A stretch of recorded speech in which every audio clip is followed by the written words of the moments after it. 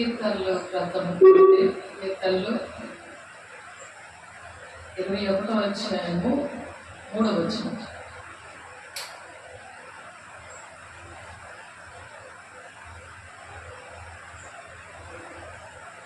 కీర్తనలు 21వ అధ్యాయము 3వ వచనం.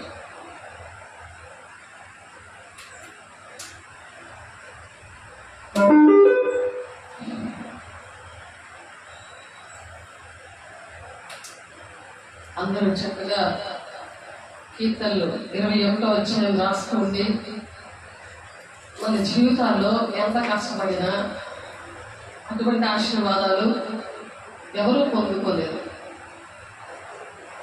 చూడండి, దావీదు భక్తుడు అనుభవపూర్వకంగా తన అభిషేకం పొందుకొని కూడా పాపము చేసి ఎన్నో ఆశీర్వాదాలు కోల్పోయి మరలా ఆశీర్వాదాలు పొందుకోవడానికి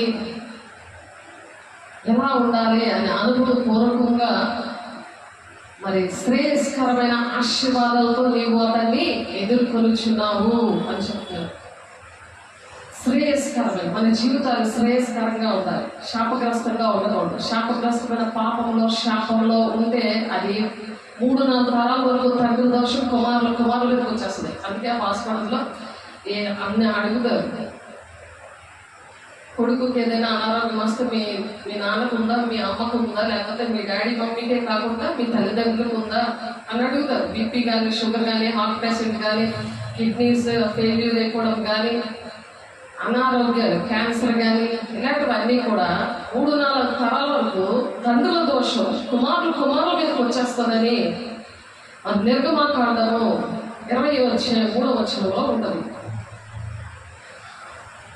మరి అవన్నీ చేస్తూ ఎదురురా అని అడుగుతారు. నువ్వు ఎదురు వస్తే నాకు మంచి ఉంటుంది అని అంటారు.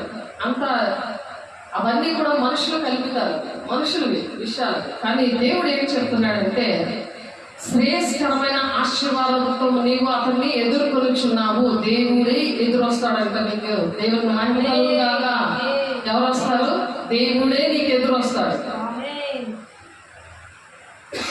అప్పుడు దేవుడే నీకు ఎదురు వచ్చినప్పుడు అతని తల మీద అపరంజి కిరీటము నీకు ఉంచి ఉన్నావు. దేవుడు ఎప్పుడు కూడా నీకు ఎదురు వచ్చేలా ఉన్నారు. సాతానుడు నీకు ఎదురు వస్తే ఏం జరుగుతుంది? శాపం, పాపము, దరిద్రత, పేదరికము, చెడు వ్యసనాలు, సాతానుకు సంబంధించినవి, అబద్ధాలు, బూతులు, వ్యభిచారాలు, త్రాగుడు, ఇవన్నీ కూడా ఈ అగ్నిగుండంలో వాళ్ళు వెళ్ళిపోతారు అన్నది వాక్యం. అటువంటి చేసిన వాళ్ళందరూ అగ్నిగుండంలో పడిపోతారు అని ఉంది. అందుకనే దేవుని పిల్లల్ని ఏర్పాటు చేసుకుంటాడు. మిగిలిన వాళ్ళు కూడా దేవుని పిల్లలుగా ఉండాలి. గ్రామాలు, రాష్ట్రాలు, దేశాలు సుఖశాంతులతో ఉండాలని ఎవరైతే దేవుని ఎదుర్కొంటారో శ్రేయస్కరమైన ఆశీర్వాదాలు పొందుకొని అపరించి కిరీటము ధరించుకొని వాళ్ళకి పెడతాడు దేవుడు. లేకపోతే వాళ్ళు చేయలేరు. ఆ కిరీటము, ఆ బంగారపు కిరీటం అంటే ఆయన రారాజు కాబట్టి రారాజు బిడ్డలుగా కొంతమందిని ఎంచుకొని వాళ్ళకి అపరించి కిరీటము పెట్టి దేవుడు తీసుకొస్తాడు. అలా నువ్వు కూడా అపరించి కిరీటాన్ని పెట్టుకొని 1000 తరాల వరకు దీవెనకరంగా ఉంటావని దేవుడు ఆశీర్వదిస్తున్నాడు. ప్రతి ఒక్కరిని కూడా ఆ విధంగా ప్రేమించి ఆయన ప్రాణం పెట్టాడు. అందరి కోసం కూడా, ప్రతి మనిషి కోసం కూడా ఆయన ప్రాణం పెట్టాడు. మన పాపముల కోసం ఆయన బలి అయిపోయాడు. మనం రోజు పాపం చేసి ఆయన రోజు సిలువైపోయాడు. ఆయన బాహాటంగా సిలువైపోయాడు. చేతులు చేసిన పాపానికి 8 అంగుళ మేకులు ఆయన వేయించుకున్నాడు. ఇష్టంగా ఆమె తండ్రి చిత్తాన్ని ఆ విధంగా నెరవేర్చాడు. మనుషులు పాపం చేసినందుకు దేవుడే ఆ పాపాలకు శిక్ష భరించాడు. రోజు అలా పాపం చేస్తుంటే నువ్వు రోజు దేవుడిని చంపినట్టు లెక్క వస్తావు. ఆ దేవుడిని చంపితే మంచిదా? అవన్నీ కూడా ఒక గ్రంథంలో రాసి ధవల సింహాసనం దగ్గర నిలబెట్టి ఆ తీర్పులో నిలబెట్టి కోట్ల మధ్యలో ఇదిగో ఈ కారణాల బట్టి నేను అగ్నిగుండానికి నేను తీసుకెళ్తున్నాను అని చెప్పి మరి అన్ని వీడియో అండ్ ఆడియో అంటే ఏ రోజు ఎప్పుడు ఎలాగ ప్రవర్తించావు ప్రతిదీ కూడా అదే ఆ గ్రంథంలో రాస్తారు. చూద్దాం ఒకసారి. ప్రకటన 20 అధ్యాయం, ప్రకటన 20 అధ్యాయంలో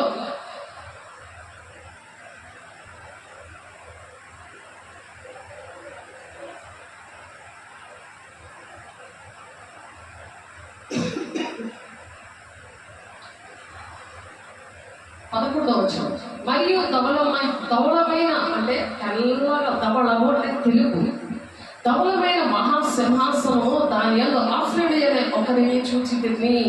యోహాను గారికి ఎలాంటి శ్రమలు పెట్టారంటే, దేవుని మాటలు చెప్తే నూనె కడాయిలో ఆయన వేపేసిన, నూనె కడాయిలో పడేసిన ఎన్నో హింసలు పెట్టారు. ఆయన చనిపోలేదు, దేవుని శక్తితో నింపబడి. ఆ నూనె కడాయిలో వేసేసిన, మండుచున్న నూనె కడాయి పెద్ద కడాయిలో వేసినా సరే ఆయన చనిపోలేదు. ఆయన మహిమ దేవుడు అలాంటి అపరంజి కిరీటాన్ని ఆయన పెట్టారు కాబట్టి, అంత మహిమతో ఆయన నింపబడ్డాడు కాబట్టి, దేవుని ప్రజలను రక్షిద్దామని ఆయన అంత ఆశపడినప్పుడు రోమా ప్రభుత్వము ఆ విధంగా శిక్ష వేసింది. కానీ దేవుడు ఆయన పక్షాలు అక్కడ ఆయన చావట్లేదని యోహాను గారు వేసిన శిష్యుల్లో ఒకడు ఆయన చనిపోలేదని పద్మాసు ద్వీపం అంటే ఏంటి? సముద్రం మధ్యలో రాయిలా ఉంటాయి కదా ద్వీపములు. అలాంటి ద్వీపముల దగ్గర ఒక చెరలో వేసేస్తారు. అక్కడ ఒక జైలు లాంటిది అది.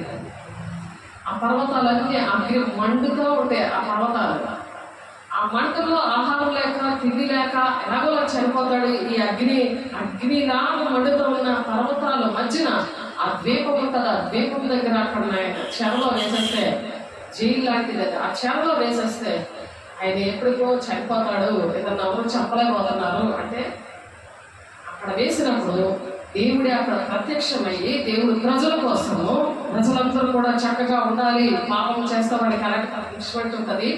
దేవుని పిల్లలుగా ఉండి దేవుని ప్రజల కోసము వాళ్ళు అన్ని త్యాగం చేసి దేవుని కోసం నిలబడ్డ వారు అపరంజి కిరీటం పెడతాడు కదా వాళ్ళకి. మరి ఈయనకు కూడా పెట్టాడు కాబట్టి ఆయన అక్కడ ఉన్నప్పుడు దేవుడు ప్రత్యక్షమయ్యి మాట్లాడి, ఒక దర్శనంలో కనిపించి ఆయనతో మాట్లాడిన విషయం ఇది జరగబోతుంది, ఇంకా జరగలేదు ఈ విషయం. ప్రకటన గ్రంథం అనేది మనం చేసిన పరిస్థితులన్నీ కూడా దేవుడు ఏంటంటే చెప్పారో అవన్నీ వినకపోతే జరిగే విషయాలన్నీ ప్రకటన గ్రంథంలో, బైబిల్ లాస్ట్ గ్రంథంలో దేవుడు యోహాను గారి ద్వారా రాశారు. అవన్నీ భూలోకంలో ఇప్పుడు జరుగుతున్నాయి. మహాభయంకరమైన తుఫానులు, యుద్ధాలు, కరువు, ఇవన్నీ కూడా భయంకరంగా లోకము ఎంత పాపంతో శాపంతో నిండిపోయిందో మనం ఎంత దేవుడికి ఆలు పట్టుకొని డబ్బులాడుకోవాలి. మన భారతదేశం నుంచి చక్కగా ఉంది.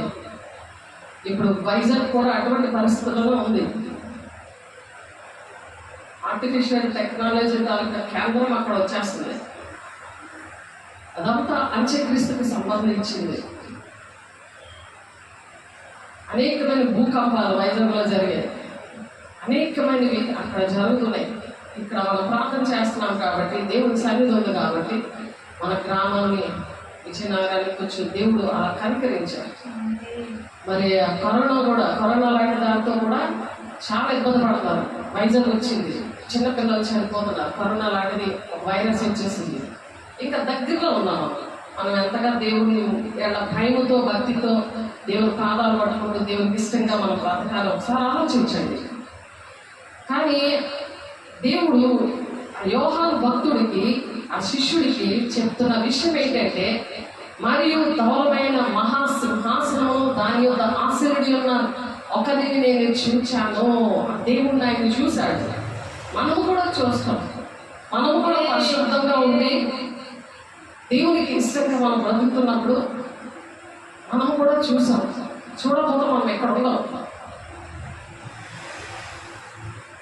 ఆయన చూశాడు కాబట్టి, ఆయన ప్రేమ రుచి చూసాం కాబట్టి, దేవుడు ఏం చెప్తాడో అది అది చేయడానికే మరి వైజాగ్ నుండి విజయనగరం దేవుడు తీసుకొచ్చారు. ఉద్యోగము, కుటుంబం అన్ని వదిలేసి, అన్ని పక్కన పెట్టి దేవుడు తీసుకొచ్చాడు. ఆయన మాట వింటేనే మనం దేవుని రాజ్యానికి వెళ్తాం.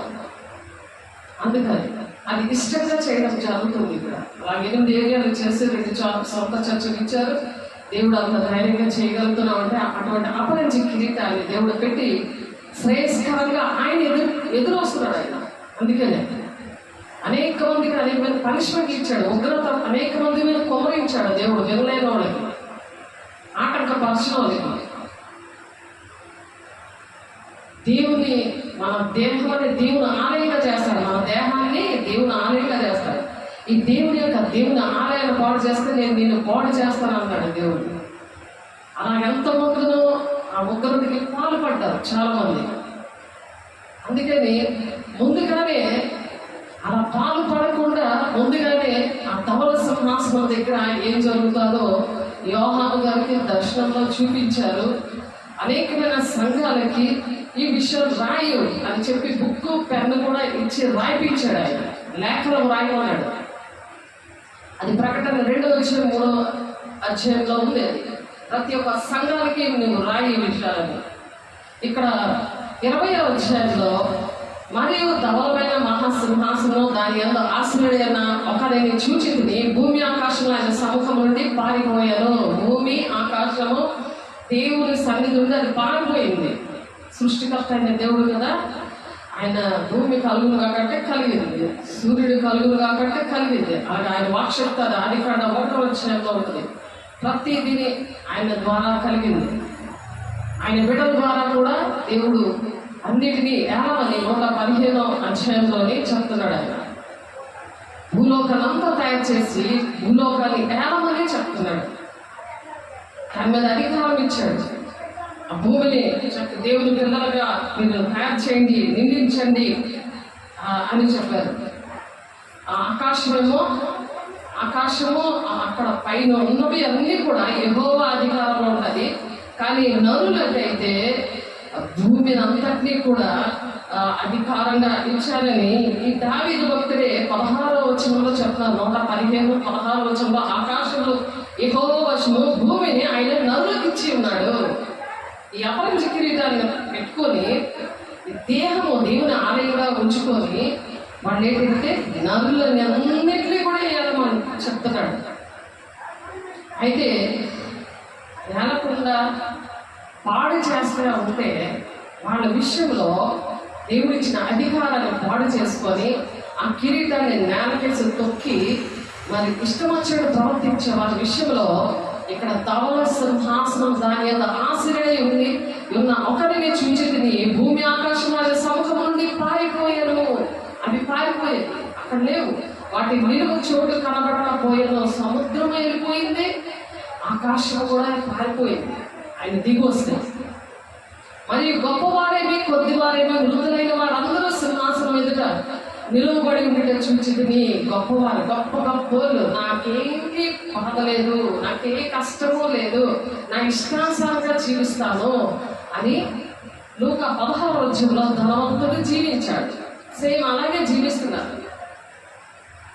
సేవలు పట్టించుకోరు, సేవకులు పట్టించుకోరు, ఈ తండ్రి చిత్తాలు పట్టించుకోరు. తండ్రి దగ్గర నుండి సేవకుల నుండి అనేకమైన దీవెనలు పొందుకొని దేవుని మాట వినకుండా ఆ స్వబుద్ధి మీద ఆధారపడకుండా పూర్ణ ప్రవర్తన అంతా యెహోవా అధికారానికి ఒప్పుకో అని చెప్తున్నాడు. మరి యేసయ్య అయితే తండ్రి చిత్తానికి ఒప్పుకున్నాడు. ఏవా నీ చిత్తమైతే ఈ గిన్నెని ఆయన నుండి తొలగించు, లేకపోతే అది నీ చిత్తమే, నీ ఇష్టమే చేయు నా జీవితంలో అని చెప్పి లోకాసు వార్త 8వ అధ్యాయం 43వ వచనంలో అంటున్నాడు. అలా మనం అనుభవిస్తున్నామా? అనట్లేదు.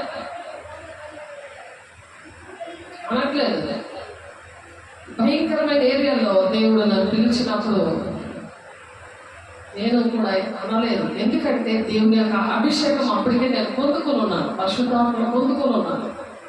యోహాను గారు కూడా అలాగే పొందుకొని ఉన్నారు. పరిశుద్ధాత్మను పొందుకోవడము ఎందుకంటే తండ్రి చిత్తాన్ని నెరవేర్చడానికి, ప్రజలను రక్షించడానికి, నీ కుటుంబాన్ని, గ్రామాల్ని, దేశాల్ని రక్షించడానికి దేవుడు అధికారం ఇచ్చాడు. రాజు బిడ్డలుగా వాళ్ళు ఎంచుకున్నాడు. నువ్వు ఉండగలిగితే దేవుడు అడుగు. ఈరోజే లూకా 11వ అధ్యాయం 13వ వచనంలో తను అడుగు వారికి పరిశుద్ధాత్మను నిత్యంగా ఇస్తానంటున్నాడు. సందేహించకుండా అడగాలి. యాకోబు 1:6-7 ఉంటుంది. సందేహించకుండా అడగమంటున్నాడు. 2 మనసులు పెట్టుకోకూడదు. ఇప్పుడు నాకు లోకము కావాలి, అది దేవుడు కావాలి, అది ఉద్యోగం కావాలి, నాకు అన్నీ కావాలి అని దేవుడు నీకు టైం ఇవ్వలేదనుకో, పొందుకున్నా అది వేస్ట్ అయిపోయింది. టైం టు టైం దేవుడు వాక్యము, ప్రార్థన, ఒక సమర్పణ ఏంటి? నేను పరిశుద్ధంగా ఉంటాను, చావు రేవైనా ఏది అయిపోయినా సరే నేను దేవునికి కనెక్ట్లోనే ఉంటాను, దేవునితో మరి ఆత్మ పూర్ణులై ఉండండి అని చెప్తున్నాడు. ఎప్పుడో పొందుకున్నాను, నేను పొందుకున్నాను, ఈరోజు నాకు ఖాళీ లేదు అంటే కాదు. పరిశుద్ధాత్మ దేవుణ్ణి పొందుకోవాలి. మరి ఎఫెసీయులకు రాసిన పత్రికలో ఉంటుంది 5వ అధ్యాయం 18వ వచనంలో ఆత్మ పూర్ణులై ఉండండి అని చెప్తున్నారు. మత్స్యముతో మత్తునై ఉండద్దు. మత్తు ఎక్కువ వస్తుందంటే, నిద్ర ఎక్కువ వస్తుందంటే నీకు అర్థం ఏంటంటే నీలో వాక్యం లేదు, ప్రార్థన లేదు, ఒక సమర్పణ, నిర్లక్ష్యం. దాన్ని బట్టి దేవుడు పరిశుద్ధాత్మ దేవుడు పని చేయలేడు. వాళ్ళలో తండ్రి చిత్తం ఏముందో వాళ్ళ పట్ల జరిగించలేడు. ఈ యోహాను గారి పట్ల తండ్రి చిత్తం చూడండి, ఎంత కష్టమైనా ఆయన ఎలాగా నెరవేర్చుతున్నాడో ఆలోచించండి. ఒక్కొక్కరి పట్ల ఒక్కొక్కరికి తండ్రి చిత్తం ఉంటుంది. ఎందుకు అక్కడ మత్స్యముతో మత్తుగా అవ్వద్దు, ఆత్మ పూర్ణులై ఉండండి అని ఎందుకు అక్కడ రాశారు అంటే, ఎందుకు రాశారంటే మత్తు దిగిపోయాక మళ్ళీ మనుషులు అలాగే తయారవుతారు, మళ్ళీ మత్తు కావాలని అంటారు కదా, మళ్ళీ తాగాలి, మళ్ళీ నాకు ఆ మత్తు కావాలి అని అంటారు కదా. అది ఏం చేస్తుంది? సాతాను అగ్నిగుండానికి నడిపిస్తుంది. సాతాను లాగా ప్రవర్తిస్తారు అందరు, సాతాను వాళ్ళు ఉంటుంది కాబట్టి. కానీ అది ఎలాగైతే మత్తు దిగిపోతే మత్తు కావాలని అనుకుంటారో, పరిశుద్ధాత్మ పొందుకున్న వాళ్ళు కూడా పరిశుద్ధాత్మను మళ్ళా పొందుకోవాలి, మరలా పొందుకోవాలన్నమాట. లేకపోతే ఎలాగా మత్తుతో కొడుకుతారు. వాళ్ళకి ఎందుకు తేడా ఉండదు. వాళ్ళ పట్ల ఎలాగ తండ్రి చెప్పులు నెరవేర్చబడదు, వీళ్ళ పట్ల అలాగే ఉంటుంది. అందుకే ఆత్మ పూర్ణులై ఉండండి, మత్తుతో ఉండద్దు, మీరు అలాగా ఆత్మ పూర్ణులై ఉండండి అని చెప్తున్నారు. అందుకని మీరు ఎలా ఉంటున్నారో ఆలోచించండి. తండ్రి పరిశుద్ధాత్మ పొందుకున్న వాళ్ళ కోసం, పొందుకోలేని వాళ్ళ కోసం కూడా దేవుడు ఇప్పుడు మాట్లాడారు. అందరి బట్టి దేవునికి మహిమ కలుగును గాక. ఎఫెసీయులకు రాసిన పత్రిక 5వ అధ్యాయం 18వ వచనంలో ఉంది ఆ మాట. అది ప్రధానమైన ఆజ్ఞ. పరిశుద్ధాత్మతో అది ఆత్మ పూర్ణులై ఉండండి అని. అది కొరింథీ పత్రికలో కూడా ఉన్నది. బాహ్య పురుషుడు బలహీనంగా ఉన్నా సరే అంతరంగ పురుషుడు దినము నూతన పరచబడాలి అని చెప్పి, అలా ఉన్నప్పుడు ఆ వాక్యం ద్వారా దేవుడు సంధిస్తాడు. ప్రార్థన ద్వారా వాక్యం పట్టుకుని ప్రార్థన చేస్తే తండ్రి చిత్తం నీ పట్ల ఏముందో ఆయన పని చేయడం స్టార్ట్ చేస్తాడు. దానికి తగిన వరాలు నీకు ఇచ్చి ఎవరిని రక్షించాలో అవి మాట్లాడతాడు, నీకు ఎక్కడికి వెళ్ళాలో అవి మాట్లాడతాడు. నీవు ఏ విషయంలో నీ ఉద్యోగంలో ఉన్నా నువ్వు చేయము, బయటికి వెళ్ళినా చేయము, ఎవరితో మాట్లాడినా అన్ని విషయాల్లో నీకు జయకరంగా, శ్రేయస్కరంగా, అనేక మందికి దిగునకరంగా ఆ విధంగా ఉంటారన్నమాట. అలా ఉండలేనప్పుడు అక్కడ గొప్పవారేమి, కొద్దివారేమి, మృతలేని వారందరూ ఆ సింహాసనం ఎదుట నిలబడి ఉంటే చూచితిని అంటున్నాడు. గొప్పలేంటి, పెద్దోళ్ళేంటి, పరిశుద్ధాత్మ పొందుకున్న వాళ్ళేంటి, ఆత్మపూర్ణులై లేకుండా ఉన్నారు కదా, మత్తుగా పడి ఉంటారు. దేవుడు ఏ విడియగల్లో వస్తాడో తెలియదు, దొంగ వల్లే వస్తాను, హఠాత్తుగా వస్తాను అంటున్నాడు కదా. నీ దిశలో కనబడకుండానట్లు నువ్వు నీ కన్నులకి కాటుగా కొనుక్కో అని చెప్పుంది 11వ వచనంలో. ప్రకటన గ్రంథంలో 16వ వచనంలో ఉంటుంది.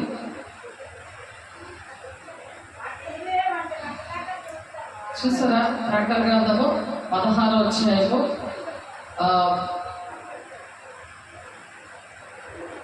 16వ వచనం. ఇదిగో నేను దొంగవలే వచ్చుచున్నాను, తన దిగంబరిగా సంచరించుచున్నందున జనులు తన దిశమలను చూతురేమో అని మెలకువగా ఉండి తన వస్త్రము కాపాడుకున్నవాడు ధన్యుడు. అందుకనే ఆత్మ పూర్ణలే ఉండాలి. దేవుడి దొంగలాగా ఎవరి దగ్గరికి వస్తాడు? పరిశుద్ధాత్మ బుద్ధి లేని కలిగల్లాగా నువ్వు తండ్రి చిత్తాన్ని నెరవేర్చుకొని తినుకొని పడుకొని వాక్యం లేకుండా, దేవునికి టైమే ఇవ్వకుండా, దేవునితో గడపకుండా నువ్వు బిజీగా ఉండి నాకు టైం లేదు, దేవునికి ఇష్టమైన పనులు ఎన్నిసార్లు చెప్పినా వినకుండా అలాగా మనం ఉన్నప్పుడు అటువంటి వారి కోసము ఇదిగో నేను దొంగ వల్లే వచ్చుచున్నాను, తను దిగంబరిగా సంచరించినందున జనులు తన దిశమూలను చూతురేమో అని మెలకువగా ఉండి తన వస్త్రములు అంటే రక్షణ వస్త్రములు కాపాడుకునేవాడు, లేకపోతే ఎత్తబడే సంఘంలో ఉండరు, దిశమూల కనబడుతుంది అంటే దిగంబరి అంటే వస్త్రాలు లేవు వాళ్ళకి. కొంతమంది కళల్లో దిగంబరిగా కనబడుతూ ఉంటారు. రక్షణని కాపాడుకోలేదు.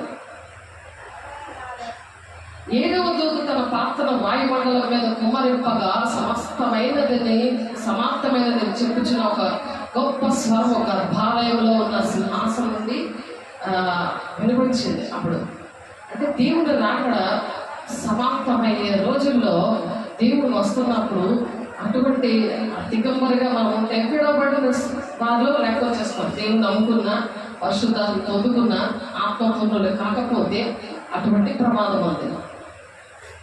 ప్రమాదమే కాకుండా అయ్యో నేను ఇదే చేశాను, దేవుని నమ్ముకున్నాను, నేను ఉపవాసాలు ఉన్నాను, ఇన్ని బాధపడి దేవుని కోసం నేను బ్రతికాను అనుకుని మనము ఉండకూడదు.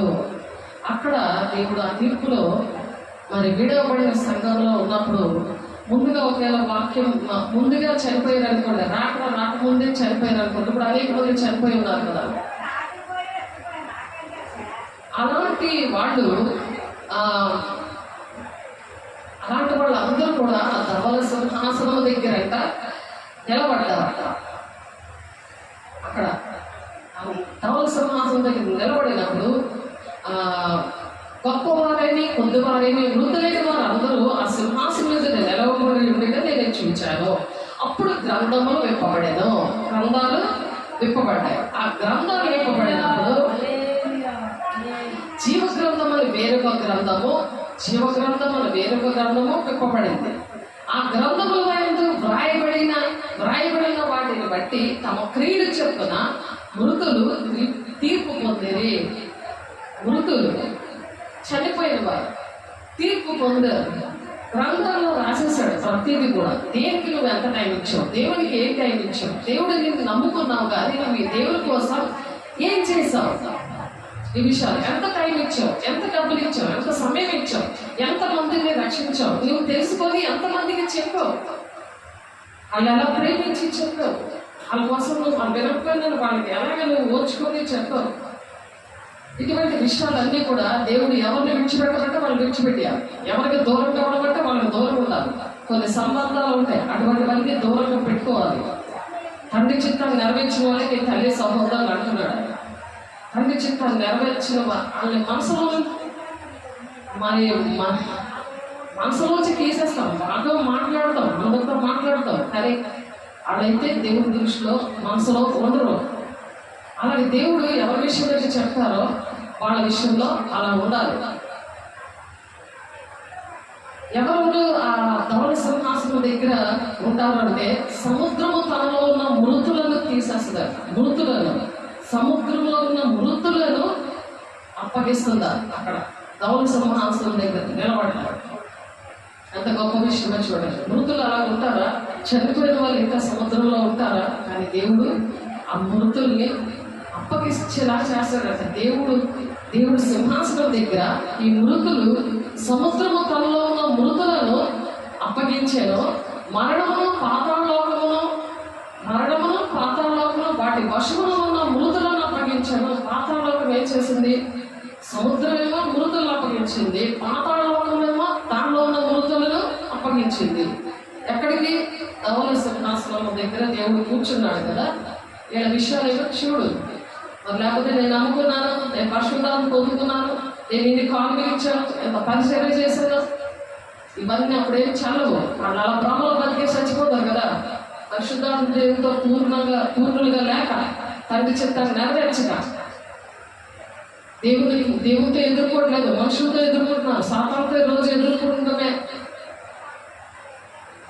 లోకాలను విడిచిపెట్టరు, లోక సంబంధం విడిచిపెట్టరు, దేవుని సంబంధానికి దూరంగా ఉంటారు. వాళ్ళతో మాట్లాడదు, వాళ్ళతో సహవాసం ఉండదు. ప్రార్థన సహవాసం రొట్టె ఇచ్చేదండి, ఎడతెక్క ఉండమంటే వాళ్ళతో ఉండరు, వాళ్ళతో ఎక్కువ మాట్లాడరు. ఎందుకంటే అమ్మో వాళ్ళు ఏదంటే అది జరిగిపోతుందని సాధారణ మీతో చెప్తున్నాడు. ఎందుకు జరుగుతుంది? నువ్వు కరెక్ట్గా ఉంటే ఎందుకు జరుగుతుంది? నువ్వు మాట వింటే ఎందుకు జరుగుతుంది? ఆలోచించండి. మరణమును పాతాళ లోకమును వాటి వశమున మృదులు అప్పగించెను, వారిలో ప్రతివాడు తన క్రియలు చెప్పున తీర్పు పొందను. నువ్వు ఏ క్రియలు చేస్తావో దానికి తగినట్లుగా తీర్పు అక్కడ దేవుడికి ఇస్తాడు. ఇదిగో ఈ పరిస్థితులు చేశావు కాబట్టి మరి నువ్వు దేవుని రాజ్యాన్ని పనికిరావు, జీవ గ్రంథంలో నీ పేరు లేదు కాబట్టి నువ్వు వెళ్ళలేవు. నువ్వు చెప్పినప్పుడు నువ్వు విన్నావా? ఈ సీన్ అంతా చూపిస్తారు. నీకు ఎంత క్లియర్గా చెప్పినప్పుడు నీ ఇంట్లోకి దేవుడు వాక్యము పంపించినప్పుడు నువ్వు రావట్లేదు చర్చికి, కానీ నీ ఇంట్లోకి వస్తుంది. దేవుడి సేవకులు నీ ఇంట్లోకి వచ్చి నేను చెప్తుంటే అది ప్రధానమైన ఆజ్ఞ. మత్తయి 28వ వచనం 18, 19, 20 వచనాల్లో ఉంటుంది. దేవుడు అన్నింటి మీద అధికారం ఇచ్చాడు, ఎవరికైనా చెప్పే అధికారం ఇచ్చాడు అన్నమాట. చాలా ఏంటంటే ప్రతి ఒక్కరి దగ్గరికి వెళ్ళిపోతూ ఉంటుంది. ప్రతి ఒక్కరికి కూడా అధికారంతో చెప్పడానికి దేవుడు అనుమతించాడు. దేవుడు బిడ్డలకి ధైర్యం ఇచ్చాడు, ఆ అధికారం ఇచ్చాడు. మత్తయి 10వ వచనం 1వ వచనంలో ఉంటుంది. మత్తయి 28, 18 ఉంది. అధికారం ఇచ్చాడు దేవుడు. అందుకనే దేవుడు ఎదుర్కొని అపరించి కిరీటాలు పెడతాడు వాళ్ళకి. శ్రేయస్కరంగా వాళ్ళని అందరూ ఉండాలని, వాళ్ళ శ్రేయస్కరంగా వాళ్ళకి అలాగా దేవుడు ఖర్చు వేసి ఉంచుతాడు. అలా తీర్పు పొందిన తర్వాత మరణమును మృతుల లోకమును అగ్నిగుండంలో పడవేయబడిను. మరణమును మృతుల లోకమును అగ్నిగుండంలో పడవేయబడను. ఈ అగ్నిగుండము 2వ మరణము. ఫస్ట్ చనిపోయారు కదా, అది మొదటి మరణం. తర్వాత ఈ నరకం అనేది 2వ మరణం. ఎవరి పేరేలను జీవగ్రంథమందు వ్రాయబడినట్లు కనబడాలి ఎడల వాడు అగ్నిగుండంలో పడవేయబడను. ఇక్కడ ఉండగానే సహకారుల పేర్లు జీవగ్రంథంలో రాస్తాను అంటున్నారు. ఆ క్లెమెంతులో పౌలుకి సహాయం చేసిన స్త్రీల పేర్లు జీవగ్రంథంలో రాస్తాను అని ఫిలిప్పీ 4వ వచనం 3వ వచనంలో ఉంది. చేతకాలని కనీసం సహకరించాలి, నేర్చుకోవాలి. దేవుడు పిల్లలుగా నేర్చుకోవాలి. శిష్యులు దేవుడితో ఉండి నేర్చుకున్నారు. 3.5 సంవత్సరాలు నేర్చుకొని ఆయన వెళ్ళిపోయాక ఆయన తండ్రి చిత్తాన్ని నెరవేర్చి పునరుత్థాన శక్తితో మరలా 2వ రాకడికి మరి ఆయన మళ్ళా రాబోతున్నాడు అని అంటే ఆ పునాది రాళ్ళలాగా వాళ్ళు పనిచేసి ఆ శిష్యులు అనేక మందిని, అనేక దేశాల్ని, మరి భూమిని తలకిందులుగా చేసి ఆయన ఆ విధంగా వెళ్ళినప్పుడు మనం ఏం చేయాలి? మనము కూడా అలాగా నడవాలి. అందుకనే అలా నడవకపోతే ఆ జీవగ్రంథంలో పేరు ఉండదు. జీవగ్రంథంలో పేరు ఉండాలంటే మనం ఏంటంటే తండ్రి చిత్తాన్ని మనం నెరవేర్చాలి. అపవాది యేసయ్యని తీసుకొని వెళ్ళి ఆయన ఏం చేశారు? ఆయన తీసుకొని వెళ్ళిపోయి యేసయ్యని మనల్ని కూడా అలా తీసుకెళ్ళి పరిశుద్ధాలు పొందుకున్న వాళ్ళని, దేవుని ఏర్పాట్లో ఉన్న వాళ్ళని, తండ్రి చిత్తాన్ని నెరవేర్చిన వాళ్ళని కూడా మరి యేసయ్య ఏ విధంగా సాతానుతో ఎలాగ పోరాడాడో అలాగా పోరాటం అనేది మనం కూడా చేయాలి. చూడండి, లూకా సువార్త 4వ అధ్యాయం 5వ వచనంలో అపవాది యేసయ్యని తీసుకుని వెళ్ళి కొండ మీదకి తీసుకెళ్ళి ఈ రాజ్యం అంతా నువ్వు నాకు నమస్కారం చెయ్యి, ఈ రాజ్యం అంతా నీకు ఇస్తాను అంటున్నాడు. నమస్కారం చేయమని. కాబట్టి దేశం కోసం మనం అందుకే ప్రార్థన చేయాలి. అధికారం మనం పొందుకున్నాం కదా అధికారం, అందుకనే దేశం కోసం మనం ప్రార్థన చేయాలి. మరి నేను మిమ్మును చెరగలిపోయే పట్టణం యొక్క క్షేమము కోరి దాని కొరకు యెహోవాకు ప్రార్థన చేయుడి, దాని క్షేమము మీ క్షేమమునకు కారణము. దేశం కోసం ప్రార్థన చేసినప్పుడు దేశం యొక్క క్షేమము మన క్షేమము మీ క్షేమమునకు కారణమవుతుంది అని చెప్పి ఇర్మియా భక్తుడు 29వ అధ్యాయం 7వ వచనంలో చెప్తున్నారు. ఎప్పుడైతే దేశాల కోసమో మనం ప్రార్థన చేస్తామో, సంపూర్ణమైన భక్తి, మాన్యతైన భక్తి కలిగి ఉండి మనుషులందరి కోసం ప్రార్థన చేయండి రాజుల కోసం ప్రార్థన చేయండి, ఇది దేవుని దృష్టికి అనుకూలమైనది, మీరు నెమ్మదిగా సుఖంగా బ్రతకాలంటే అని చెప్పి మొదటి తిమోతి 2:2-3 వచనాల్లో ఉంది. ఇక్కడ ఇర్మియా గ్రంథం 29:7 ఉంది. అలాగా అలాగా దేశం మీద అధికారం పొందుకునే ముందు సర్వాంగ కవచాన్ని ధరించుకోవాలి. ఎఫెసీ రాసిన పత్రిక 6:13 దేవుడు ఎలాగైతే పరిశుద్ధాన్ని పొందుకున్న తర్వాత అరణ్యానికి ఏడవబడే సాతాన్ని జయించాడో అలాగే మనము సర్వాంగ కవచాన్ని ధరించుకొని మనము మన దేశాన్ని కాపాడడానికి, దేశంలో జరుగుతున్న మరి అవినీతిని, మరి అక్రమాలని, కుటుంబాల్లో అటువంటి వారిని మనము వారి కోసం ప్రార్థన చేయాలి. వీలైతే వారికి చెప్పగలిగే అభిషేకాన్ని, అటువంటి వాక్యాన్ని మనం కలిగి ఉండాలి. ఎఫెసీయులకు రాసిన పత్రిక 6:13 అందుచేత మీరు ఆపద్దినమందు వారిని ఎదిరించుటకు సమస్తము నెరవేర్చిన వారే నిలువబడుటకును శక్తిగల వారగుటకు శక్తిమంతులగునట్లు. మనం అప్పుడు శక్తిమంతులు అవుతాం. దేశం ఎలా రక్షిస్తాను, అటువంటి వాళ్ళ భయంకరమైన మనుషులు అని అనుకుంటారు. అందుకనే శక్తిమంతులు ఉన్నట్లు దేవుడిచ్చి సర్వాంగ కవచమును ధరించుకోండి. ఎలాగనగా మీరు నడుములకు సత్యం అనే దట్టి కట్టుకొని అబద్ధం ఆడే వరకు నువ్వు దేవుని రాజ్యానికి వెళ్ళవు కాదు కదా. దేశాన్ని కూడా నువ్వు బాగు చేయడానికి, నీ కుటుంబాన్ని కూడా బాగు చేసుకోవడానికి నీకు అర్హత ఉండదు. సత్యము చెప్పాలి. సత్యస్వరూపైన ఆత్మ వచ్చినప్పుడు సర్వసత్యంలో నడవాలి. సత్యస్వరూపైన ఆత్మని పొందుకోవాలి. తను అడుగు వారికి నిశ్చయంగా పరిశుద్ధాత్మను ఇస్తున్నారు కదా, ఆ పరిశుద్ధాత్మను ఆ విధంగా పొందుకోవాలి. అలా పొందుకొని మనం ఏం చేయాలి? మన దేశాన్ని, మన కుటుంబాన్ని, మన గ్రామాలని, మన బిడ్డల్ని మనం రక్షించుకోవాలి.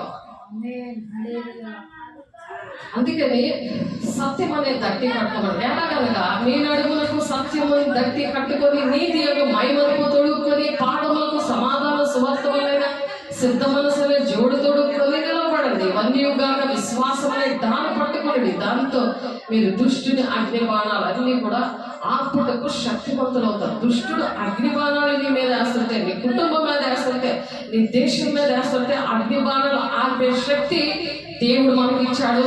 దేవుడు మనకు కలుగునుగాక. మరియు రక్షణ శిరస్నానము దేవుని వాక్యమును ఆత్మీయ ఖడ్గాన్ని ధరించుకోండి. ఆత్మల ప్రతి సమయమందును ప్రతి విధమైన ప్రార్థనలు విజ్ఞాపనలు చేయొచ్చు. ఆ విషయంలో సమస్త పరిశుద్ధుల నిమిత్తము పరిపూర్ణమైన పట్టుదలతో విజ్ఞాపన చేయొచ్చు. మెలకువగా ఉండమంటాడు. దేవుడు ఎలా ఉండమంటాడు? మెలకువగా ఉండమంటాడు. మొత్తులుగా ఉండమంటలేదు. మీరు ఆత్మలో పరిపూర్ణ కావాలి. మొత్తు దిగిపోగలి మొత్తు కావాలని ఎలా అడుగుతున్నారు? మరి నువ్వేంటి అడుగుతున్నావు? నువ్వు కూడా మొత్తులాగే పడితే ఎలాగవుతుంది? వాళ్ళకి నీకేం తేడా లేదా? ఆ విషయమే సమస్త పరిశుద్ధుల నిమిత్తము పూర్ణమైన పట్టుదలతో విజ్ఞాపన చేస్తున్నావా? పూర్ణమైన పట్టుదల ఉందా ప్రార్థనలో? ఏమీ జరగలేదు, నాకేంటి జరగలేదని దెయ్యం దూరిపోయి నాకంతే, నా జీవితం ఇంతే అంటా ఉంటది నీలో దూరిపోయి. ఆ విషయమే సమస్త పరిశుద్ధుల నిమిత్తమును పరిపూర్ణ పరిశుద్ధి కోసం ప్రార్థన చేస్తున్నారా? మీ సేవకుల కోసం అనేక మంది హంసాక్షులు అయిపోతున్నారు, వాళ్ళ కోసం మీరు ప్రార్థన చేస్తున్నారా? దేశం కోసం ప్రార్థన చేస్తున్నారా? అప్పుడే మీకు క్షేమం. ఆ అభిషేకం ఏంటి? ఆత్మ పూర్ణులై ఉండండి.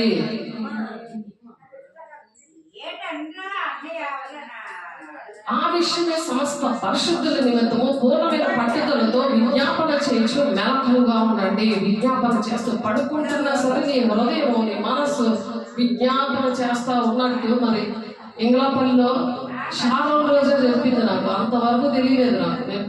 నేను అలసిపోయి పడుకున్నాను. 3 రాత్రులు నాకు నిద్రలేదు. ఇక్కడ జలగుడిలో సేవ చేసుకుని ఇంగ్లాపల్లిలో హోల్డేట్ చేసి అక్కడ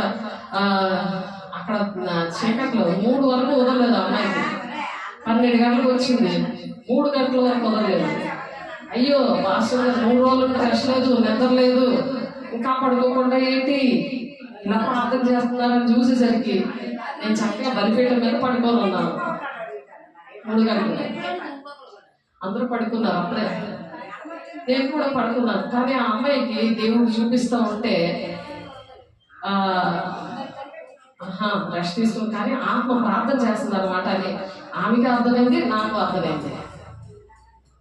అది నల్లకు కలిగి ఆత్మ పరిశుద్ధమైన పట్టుదలతో సామెతలు 4:20 నా కుమారుడా అందుకే చెప్తున్నారు. నా కుమారుడా, నా కుమారుడా అని పిలుస్తారు. నా కుమార్తె, నా మాటలు ఆలకింపుము, నా వాక్యమునకు నీ చెవి యొక్కుము. దేవుని మాటలంటే చాలా మందికి ఇష్టం ఉండదు. అన్ని ఆశీర్వాదాలు కావాలి, చాలా ఆశీర్వాదాలు అనేవి కావాలి, బాగా ఆశీర్వాదాలు కావాలి. కానీ దేవుని మాట వినకుండానే ఆశీర్వాదాలు వచ్చాయి. అన్ని దీవెనే కావాలి, కానీ వినరు, దేవుడిని ఎదుర్కోరు. అపరంజిగిరికి మాంసం లేదు, ఎందుకంటే ఆత్మీయ నేతలు లేవు కదా. ఆత్మీయ నేతలు ఉంటే నీ మీద, నీ సేవకుల మీద అపరంజిగిరికి ఉన్నట్టు నీకు తెలుస్తుంది. జ్ఞానం ఏం తెలియాలి. పాలు తాగే పరిస్థితి, కానీ వారి బలమైన ఆహారం తగదు అంటున్నాడు. అందుకే మీరు పాలు తాగగలరు, బలమైన ఆహారం వారికి తగదు. బలమైన ఆహారము అంటే బలమైన వాక్యము, ఆత్మ సంబంధమైన వాక్యము వాళ్ళకి అర్థం కాదు, గుర్తుండదు. పాలు తాగే పరిస్థితి. బాప్తిజం తీసుకొని ఎన్ని సంవత్సరాలు అయిపోయినా సరే ఇంకా నేను నోట్లో వేయలేకపోతే ఇంకా పాలు తాగే పరిస్థితి. ఎందుకు అని అంటే, అందుకే నా కుమారుడా, నా కుమారుడా నా మాట వినవు అంటున్నాడు. అందుకే దేవుని వాక్యానికి చెవి యొగ్గు అని అంటున్నాడు. అలా చెవి యొగ్గకపోతే వాళ్ళు ఎలా కోరుకుంటారంటే వాళ్ళకి తెలియదు.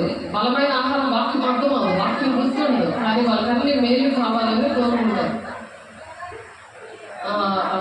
చూడండి, మత్తయి సువార్త 5:6 చూద్దాం. మత్తయి సువార్త 5:6 చూద్దాం.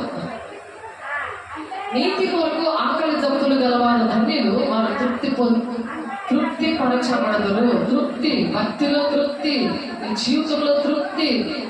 నా దేవుడు ఏమీ చేయలేదు అది సైతాన్ వాడికి ఎప్పుడు రాదు. కృతజ్ఞతాపూర్వకంగా దేవుని యొక్క విన్నపాలు, నీ యొక్క విన్నపాలు తెలియచేయి అంటున్నాడు. కృతజ్ఞత ఉండాలి దేవుని మీద, సేవకుల మీద కృతజ్ఞత. ఇప్పుడు నాకేం చేయలేదు అన్నాడంటే దెయ్యం వచ్చింది నాలో కరెక్ట్గా అనుకోవాలి. ఎందుకంటే ఆత్మపూర్ణులుగా లేరు కదా, అందుకు పేరుకే నేను జీవిస్తున్నావు కానీ మృతులే అంటే చచ్చిపోయిన వాళ్ళకి లెక్క వచ్చేస్తారు. దేవుని దృష్టిలో, సేవకుల దృష్టిలో నువ్వు లేవు, చచ్చిపోయినట్టు లెక్క. అందుకే నేను నీతి కొరకు ఆకలి దప్పులు గలవారు ధన్యులు. ఆకలి అయ్యారు, మత్తు దిగిపోగానే ఆకలి అలాగే చేస్తున్నారు, మళ్ళీ తాగేదని అలాగే నీకు ఆత్మ పొందుకోవాలని అటువంటి దాహం, అటువంటి ఆకలి వాక్యం మీద, ప్రార్థన మీద, ఏంటి పరిశుద్ధాత్మ పొందుకోవడానికి, అటువంటి ఆత్మ పూర్ణులుగా ఉండడానికి ఇవి 3 సహాయం చేస్తాయి. సేవకులు నీకు అలా పురుగొలుపుతూ ఉంటారు నీ అక్కల నుండి. సేవకులు అందుకే ప్రార్థన, సహవాసము, రొట్టె విరిచినందు. రొట్టె ఎందుకు విరవాలి? ఆ కృపా సింహాసనం దగ్గర విమర్శించుకుంటూ మీరు తీసుకునే ఎడలా తీర్పు పొందకపోదురు అని ఉంది వాక్యం. 1 కొరింథీ 11 విమర్శించుకోవాలి. ఇవన్నీ కూడా విమర్శించుకోవాలి. నేను వాక్యం చదవలేదు, పరిశుద్ధాలు పొందుకున్నాను కానీ ఆయన మరణాన్ని ప్రకటన చేయలేదు. ఆయన శరీరం నాకు తీసుకుంటున్నాను కానీ నేను పట్టించుకోవట్లేదు, నిర్లక్ష్యంగా నాకు ఆకలి లేదు, నీతి కొరకు ఆకలి లేదు, దప్పిక లేదు, దాహం వేయట్లేదు, దేవుని పని చేయాలని, తండ్రి చిత్తాన్ని నేను నెరవేర్చాలని లేదు అని అర్థం చేసుకోవాలి. దేవుని బిడ్డ నీతి కొరకు ఆకలి దప్పులు గలవారు ధన్యులు, వారు తృప్తి పొందబడతారు. తృప్తి ఉంటుంది వాళ్ళ జీవితాల్లో.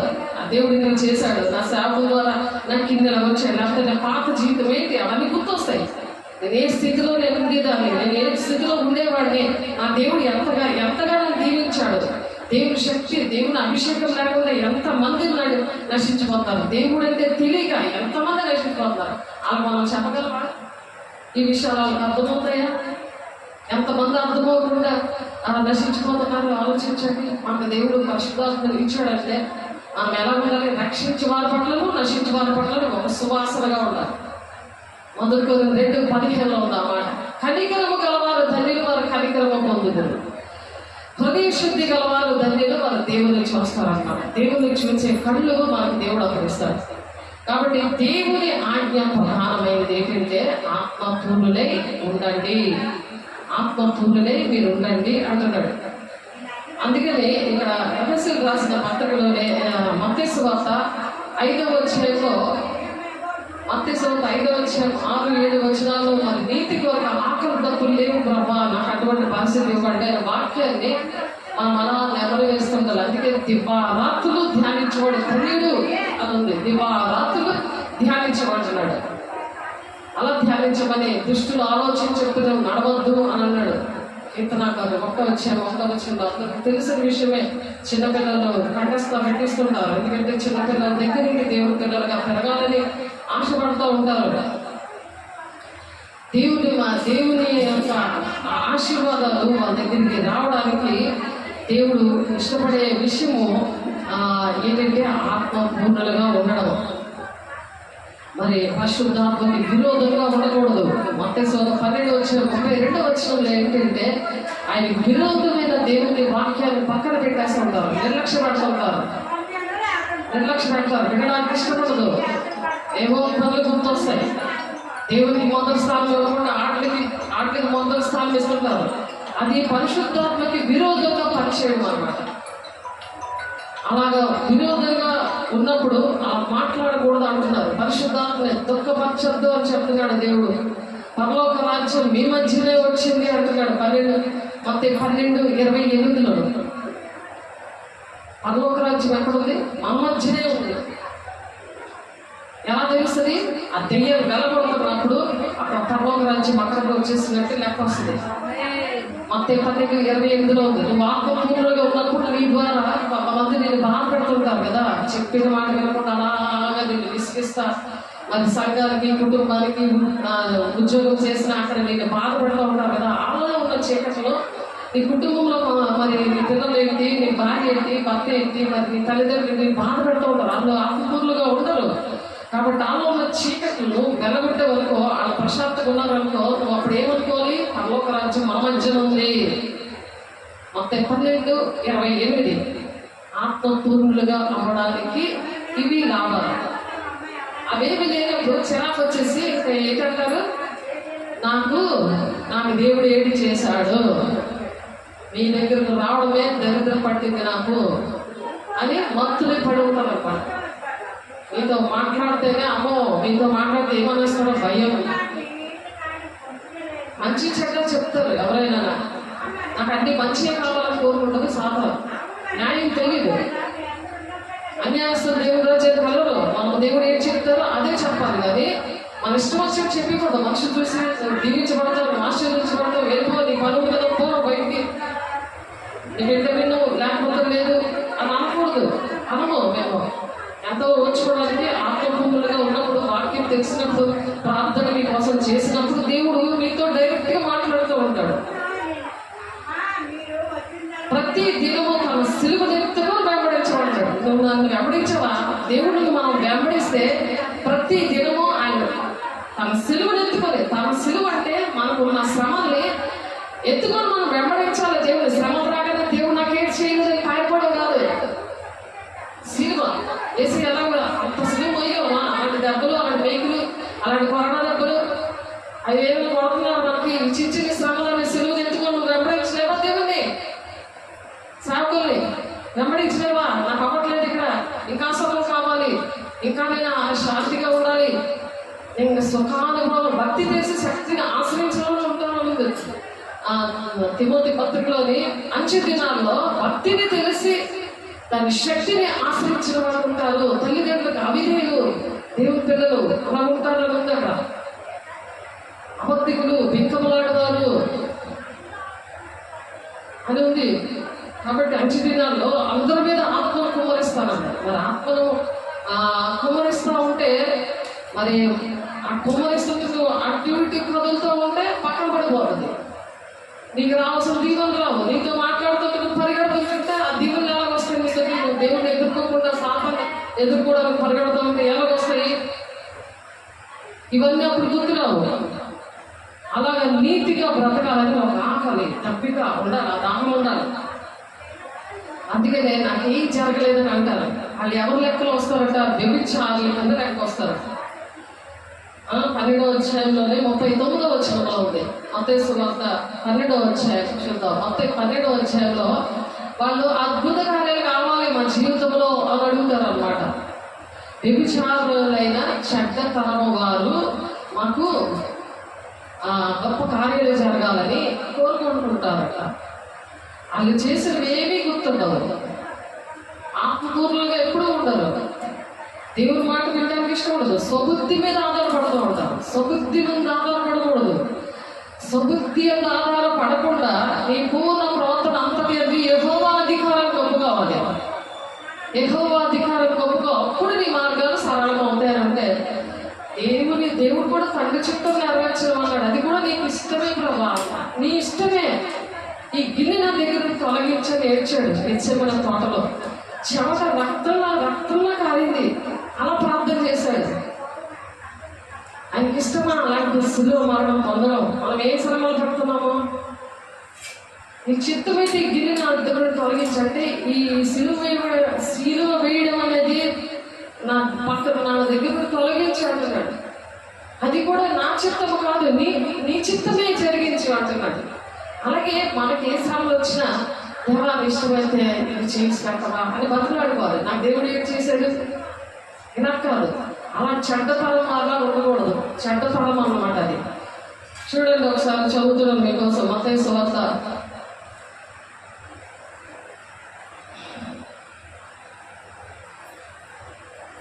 12వ అధ్యాయము 39వ వచనం. మత్తయి సువార్త 12వ అధ్యాయము 39వ వచనం. వ్యభిచారులైన చెడ్డతరం వారు ఎవరికి వస్తున్నారు? సూచక క్రియలు అడుగుతున్నారట.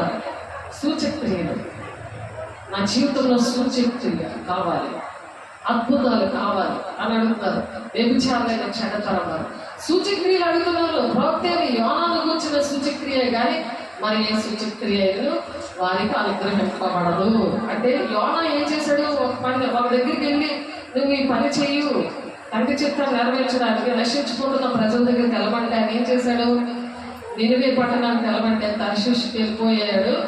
చేప మింగేసింది. చేప 3 రోజులు యోనాను మిగిలింది. అది ఉపవాసం ఉంది. మళ్ళీ దాన్ని కక్కాడు. ఎక్కడ కక్కించాడు దేవుడు? ఎక్కడ కక్కించాడు? మళ్ళీ నినివే పట్టణంలో కక్కించాడు. తండ్రి చిత్తం ఎక్కడుందో అక్కడ కక్కించాడు. అక్కడ అందరికీ సువార్త ప్రకటించాడు. భయంకరమైన దినాలు బూడిద వేసుకొని ఒంటి మీద గోరుబట్ట కట్టుకొని ప్రార్థన చేసినప్పుడు ఆ నినివే పట్టణానికి రక్షణ వచ్చింది. ఈ తిప్పలన్నీ పడ్డారు కదా, అలా పడితేనే అప్పుడు సూచక్రియ చేస్తారట. ఎవరైతే ఉంటారో, ఎవరైతే వినారో, వింటే అక్కడ బాధ ఉండదు. ఇప్పుడు యోనా నినివే పట్టణానికి వెళ్ళాలంటే దర్శించుకు వెళ్ళకూడదు కదా. అంటే చెప్పిన మాట వెళ్ళేందుకు ఎన్ని తిప్పలు పడితే తండ్రి చిత్తం పేట పట్టుకుని చేయించుకున్నాడా? అలాగే చేయించుకుంటాడు. నీకు అన్ని మధ్యలో శ్రమలు వచ్చేస్తాయి. యోనా కలగొచ్చింది. చేప ఉపవాసం చూసారా? చేప వినాలి, నోరు కట్టుకుంటుంది, కానీ మనిషి వినట్లే.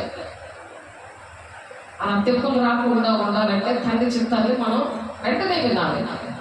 యోనా 3 రాత్రుల బొమ్మలో తిమింగలము కడుపులో ఎలా ఉండేనో అలాగ మనిషి కుమారుడు 3 రాత్రుల బొమ్మలు భూగర్భంలో ఉండెను. భూగర్భంలో ఉంటాడట మానవుడు. నినివే వారు యోనా ప్రకటన విని మారు మనసు పొందిరి కనుక విమర్శ సమయమున నినివే వారు ఈ తరము వారితో నిలవబడి వారి మీద నేర స్థాపన చేతులు. ఇదిగో యోనా కంటే గొప్పవాడు ఇక్కడ ఉన్నాడు. యోనా కంటే గొప్పవాడు దేవుడు మన దగ్గర ఉన్నాడు. వెంటనే మాట వినాలి అని చెప్తారు. విమర్శ దినమున దక్షిణ దేశంలో రాని ఈ తరము వారితో నిలబడి వారి మీద నేరస్థాపన చేయను. ఆమె సొలొమోను జ్ఞానం వినుటకు భూమి అంతముల నుండి వచ్చాను. ఇదిగో సొలొమోను కంటే గొప్పవాడు ఇక్కడ ఉన్నాడు. వీళ్ళందరూ మాట వినలేదు. సొలొమోను కూడా మాట వినలేదు. వాడు ఎన్ని తిప్పలు పడి దేవుడి రాజ్యానికి మరి కొంతమంది వచ్చారు, కొంతమంది రాలేదు. మాట వినినప్పుడు, ఎందుకంటే ఆత్మతోనులుగా లేనప్పుడు ఇప్పటికీ తిరుగుబాటు స్వభావం వస్తుంది. కానీ దేవుడు అన్నీ చేసేయాలని కోరుకుంటా ఉంటారు.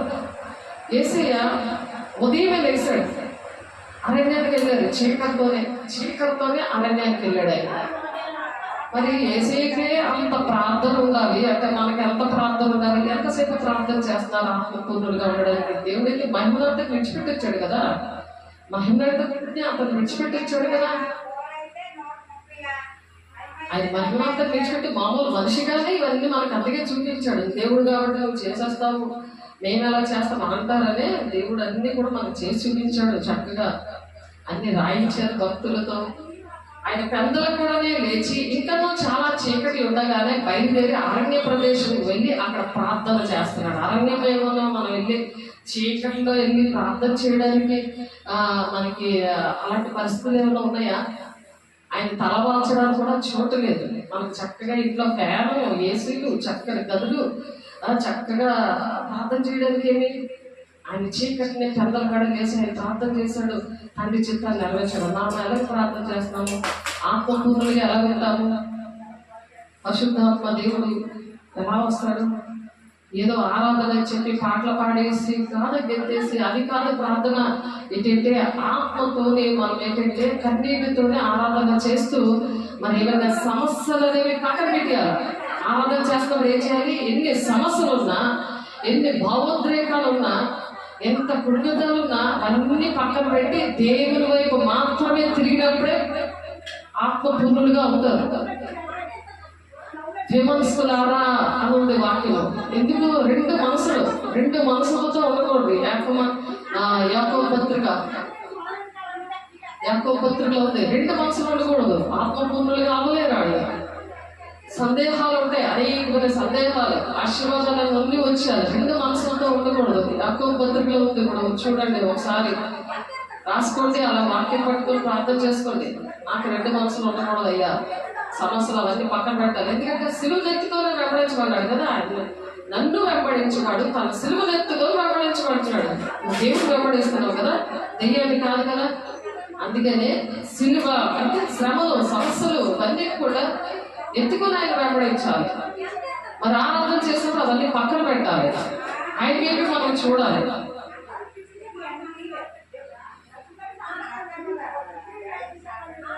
చూడండి, మీలో ఎవరికైనా జ్ఞానము పొదువుగా ఉన్నాడలా అతని దేవుని అడుగువాళ్ళు అప్పుడు అది అతనికి అనుగ్రహించబడను. దేవుడు పిలిచిన వారికి జ్ఞానం ఇస్తాడు, శక్తిని ఇస్తాడు. అని మనం మొదటి కొరింథీయులకు రాసిన 1:24 మనం నేర్చుకున్నాం. దేవుడు నాతో మాట్లాడారని చెప్పారు. ఆయన శక్తి మనం ఉంటేనే మనం బ్రతకాలి. నమ్ముకున్నంత మాత్రాలు మనము బ్రతకలేదు. మీలో ఎవరైనా జ్ఞానము పొందుగా ఉన్నాయనగా అతని దేవుని అడుగు వలన అప్పుడు అది అతనికి అనుగ్రహించబడును. ఆయన ఎవరిని గద్దెంపగా అందరికీ ధారాళం ఇస్తాడట. దేవుని యొక్క జ్ఞానం గద్దెంపకుండా ఆయన ఏం చేస్తారు? అందరికీ ధారాళంగా దయచేయవాడు. అయితే అతడు ఏమాత్రం సందేహింపక విశ్వాసంతో అడగవలను. పరిశుద్ధాత్మ దేవుడు ఉన్న వాళ్ళకి ఒక విశ్వాసం ఉంటుంది అన్నమాట. విశ్వాసంతో అడగవలను. సందేహించేవాడు గాలి చేత రేపబడి ఎగిరిపడి సముద్ర తరంగము పోలేవుడును. సందేహం వచ్చిందంటే తరంగం ఎలాగైతే ఎగిరిపడుతున్నది సముద్ర తరంగము, అలాగే సందేహము, విశ్వాసం లేకుండా సందేహింపగా విశ్వాసముతో అడగాలన్నమాట. ఏ మాత్రము సందేహించకుండా అడగాలి. సందేహించేవాడు గాలి చేత రేపబడి ఎగిరిపడి సముద్ర తరంగమును పోలి ఉంటుంది. అట్టి మనుషుడు ద్విమనస్కుడు అంటే రెండు మనసులు ఉంటాయి వాడు. తన సమస్త మార్గంలో అస్థిరుడు అంటే ఏ పనికి వెళ్ళినా జరగకుండా ఉంటుంది అనమాట. అస్థిరుడు. రెండు మనసులు నీకు ఉన్నాయనుకో, ఇటు దేవుడు కావాలి, నీకు సమస్య కావాలి.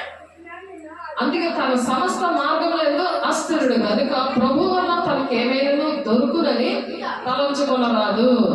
దేవుని దగ్గర నీకు ఏదైనా దొరుకుతుంది అనుకోవడం నువ్వు వేస్ట్ అనమాట. నువ్వు అనుకోక దేవుడు నీకు ఏది దొరకదు అని అర్థం దానికి. కనుక ప్రభు వల్ల తనకేమైనా దొరుకునని తలంచుకొనరాదు. దేవుని ఆరాధన అంటే దేవునితో గడపాలి. నీ సమస్యలు అవన్నీ కూడా భావోద్రేకాలు నీవన్నీ కూడా దేవుని వైపు చూడాలంటే అది పరిపూర్ణమైన ఆత్మపూర్ణంగా ఉన్నవాడు ఆ విధంగా ప్రతిదీ కూడా నష్టంగా ఎంచుకుంటాడు. మోషే గారు అలాగే నష్టంగా ఎంచుకున్నాడు. రాజకుమారుడుగా ఉండడానికి ఇష్టపడలేదు ఆయన. రాకుమారుడిగా ఉండాలి కదా. కానీ ఆ బానిసత్వంలో ఇశ్రాయేలు ప్రజలు రక్షించడానికి ఆయన ఇష్టంగా చేశాడు. నాది కూడా దేవుని రాజ్యం కట్టడానికి నేను కూడా అలాగే అన్ని విడిచిపెట్టిన దేవుడు తీసుకొచ్చాడు. ఎందుకు? ఆత్మ పూర్ణులుగా ఉన్నప్పుడు అలాగా సాక్షిగా ఉంటారు. భూది గంతమ వరకు పరిశుద్ధాత్మ దేవుడు మీ మీదకి వచ్చినప్పుడు మీరు శక్తివంతులు అవుతారు. ఆత్మపూర్ణులుగా ఉన్నప్పుడే శక్తివంతులు అవుతారు. అలా సాక్షులుగా ఉంటారు. మనకి ఎందుకు కృప చెప్పలేని సాక్ష్యం ఇస్తాడు? అర్హత లేకపోయినా ఎందుకు పరిశుద్ధాత్మ దేవుడు ఇస్తాడు? ఆయన ఎందుకు కదులుతాడు? ఆయన దుఃఖపడి ఆ పరిశుద్ధాన్ని దుఃఖపెట్టకూడదు. ఈ యుగమంది రాబోయే యుగమంది పాపక్షాపం లేదు అని చెప్తున్నారు. అందుకని ఆయన దుఃఖపెట్టకుండా మనం ఏంటంటే ఆయన మనలో పని చేయాలంటే ఆత్మపూర్వకంగా మనం ఉండాలి. ఆయన మాట వినాలి. వాక్యం అందుకే తెలియాలి. దేవుని పరిశుద్ధాన్ని పొందేసుకుంటే అవ్వదు. వాక్యం అందుకే తెలియాలి. వాక్యము దాన్ని పట్టుకోలేదు. ప్రార్థన, ఒక సమర్పణ, వాక్యానుసారంగా నడవడము, అది మన త్రావులకు వెలుగై ఉంటుంది. అది మన ఇంటికి ఆశీర్వాదం అన్నమాట. అలా ఉండి దేశం కోసం, మన కోసం ప్రార్థన కాదు, దేశాల కోసం ప్రార్థన చేయాలి, గ్రామాల కోసం ప్రార్థన చేయాలి. అలా మనం ప్రార్థన చేసుకోవాలి. అలాంటి మనకు మనసు ఇస్తాడు దేవుడు. అలాగే సంపూర్ణమైన భక్తి, సగం భక్తి కాదు, సంపూర్ణమైన భక్తి, మాన్యతైన భక్తి ఉంది. మీరు నెమ్మదిగా సుఖంగా బ్రతకాలంటే ఈ పనులు చేయండి అని చెప్పారు దేవుడు. అది పరిపూర్ణమైన అభిషేకం ఉన్నవాళ్ళు అది చేయగలరు, అది ఇష్టంగా చేయగలరు. అయ్యా నా దేశం పాడైపోతుంది అని అంటే మన ఇంటికి క్షేమం వస్తుంది అంట. మన ఇంటికి క్షేమం వస్తుంది అని మనం ఇందాక వాక్యం చెప్తున్నాం. కాబట్టి 2వ రాజుల గ్రంథం 4వ అధ్యాయంలో 2వ రాజుల గ్రంథం 4వ అధ్యాయంలో ఒక విధవరాలు అప్పుల పాలైపోతే, భర్త చనిపోతే అప్పుల పాలైపోతే మరి అక్కడున్న పాత్రలన్నీ తీసుకొస్తే తైలంతో నింపుతారంటాడు. ఆ తైలం అంతా అమ్ముకొని నువ్వు అప్పులన్నీ తీర్చుకోవాలంటాడు. అక్కడ దైవజనుడు ఇరిగిపోగోరు ఎక్కడ ఎన్ని పాత్రలు అవన్నీ తెచ్చుకోవాలంటాడు. అలా తెచ్చుకుంది కాబట్టి మొత్తం అంతా ఫుల్గా నింపాడు అనమాట. అదే పరిపూర్ణమైన ఆత్మ. ఆ పరిపూర్ణమైన ఆత్మ ఉన్న వాళ్ళు అన్ని విషయాలు కూడా అలాగ అభిషేకం ఉంటుంది, అలాగా క్షేమమే ఉంటుంది. ఆ కుటుంబానికి మరి ఏ సమస్యలు ఉన్నా సరే అలా విడుదల వస్తుందంట. అది విడుదల వస్తుంది అంటున్నారు. అందుకని అపోస్తుల కాలంలో మరి అలాగా మరి ఆశీర్వాదకరంగా ఉండాలి. ఆ జీవ కిరీటము ఆయన్ని ఎదుర్కోవడం అవన్నీ కూడా దేవుడు నేర్పిస్తుంటే అవి మనం ప్రతిరోజు ధ్యానించాలి. ఆ వాక్యం పట్టుకొని దేవునితో మాట్లాడుకోవాలి. అనుక్షణం కూడా దివారాత్రులు ధ్యానించేవాడు ధన్యుడు అని దేవుని వాక్యము ప్రకటించాలన్నమాట. ఆ పరిపూర్ణంగా ఉన్నవాళ్ళు ఎలా ప్రకటిస్తారంటే వారు ప్రార్థన చేయగానే వారి కూడి ఉన్న చోటు కంపించిందట. వాళ్ళు ప్రార్థన చేస్తారు. దేవుడి పిల్లలు మేడగదిలో అపోస్తుల 2వ అధ్యాయంలో మేడగదిలో అగ్నిజ్వాల పట్ల ఆత్మ పొందుకున్నారు. అలా పొందుకొని మరి మళ్ళా నింపబడ్డారంట. ఎలాగా? అపోస్తుల 4:31 ఎలా నింపబడ్డారు?